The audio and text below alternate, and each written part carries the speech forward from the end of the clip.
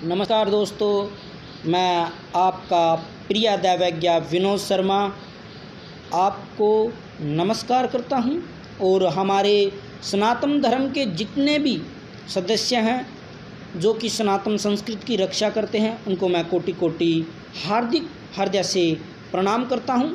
आइए, आज का जो टॉपिक है सनातन धर्म की रक्षा के लिए हमारे द्वारा कुछ ज्योतिष अनुसंधान के द्वारा किए गए जो विशेष योग है उसमें आज का विषय है माता पिता ईश्वर और गुरु का अभिवंदना या प्रणाम या नमस्कार क्यों करना चाहिए। सनातन धर्म की संस्कृति के अनुसार ऐसा करने से हमें किस चीज़ की प्राप्ति होती है और उसका क्या महत्व है।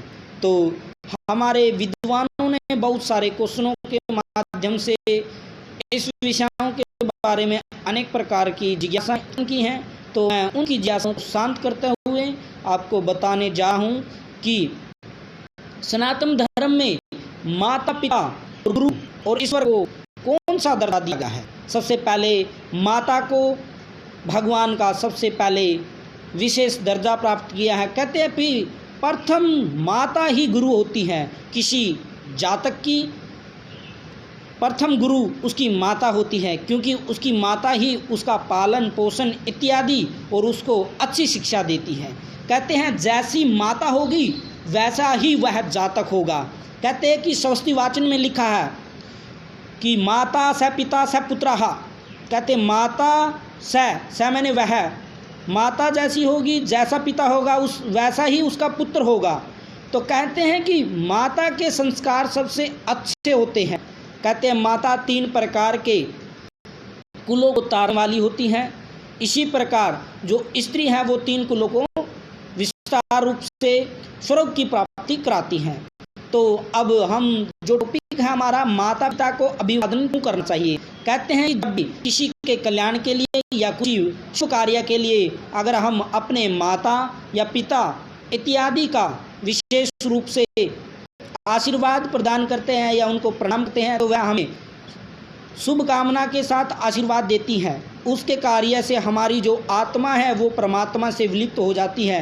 कहते माता ही सबसे बड़ा गुरु है, इसी वजह से हमें उसको नमस्कार करना चाहिए क्योंकि माता 3 देवताओं की युक्तियों से भी प्रभावित होती है। कहते हैं कि जो ब्रह्मा है उसने हमें जन्म दिया, विष्णु जी है वो उन्होंने हमारा पालन किया है और शिव ने हमारा कल्याण किया। क्योंकि बिना प्रकृति के ब्रह्मा के साथ सरस्वती भी है, कहने का अर्थ है विष्णु के साथ लक्ष्मी भी है और शिव के साथ पार्वती भी है।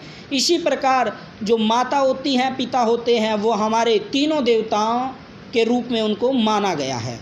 कहते हैं कि जो देवता होते हैं वो हमें हर कार्य की प्राप्ति के लिए शुभ योग के साथ हमें आशीर्वाद देते हैं। इसे हमेशा प्रातःकाल में उठते ही हाथ पैर मुंह धोकर माता और पिता इत्यादि का अभिवादन या उनको प्रणाम करना चाहिए या उनके पैर छूना चाहिए। ऐसे छूने से हमारी जो रीढ़ की हड्डी है वो उचित रूप से कार्य में आ जाती है क्योंकि जब हम सोते हैं तो वो सीधी रहती हैं, जैसे हम झुकते हैं तो झुकाव होता है जिससे एक विनती का भाव आता है और अनेक प्रकार के जो कार्य होते हैं उसमें अनेक प्रकार की जो जिज्ञासा है वो उनकी पूरी होती है। कहते झुकने से, क्योंकि झुकता कौन है जिसे फल लगे हैं, अर्थात जो गुणवान है, ऐसी स्त्री ऐसा पुरुष जिसके अंदर गुणों से युक्त है वही व्यक्ति पहले झुकता है। कहते हैं कि विनय जो होता है, जो विद्या जिसके पास होता है, जिसके पास ज्ञान होता है वो ही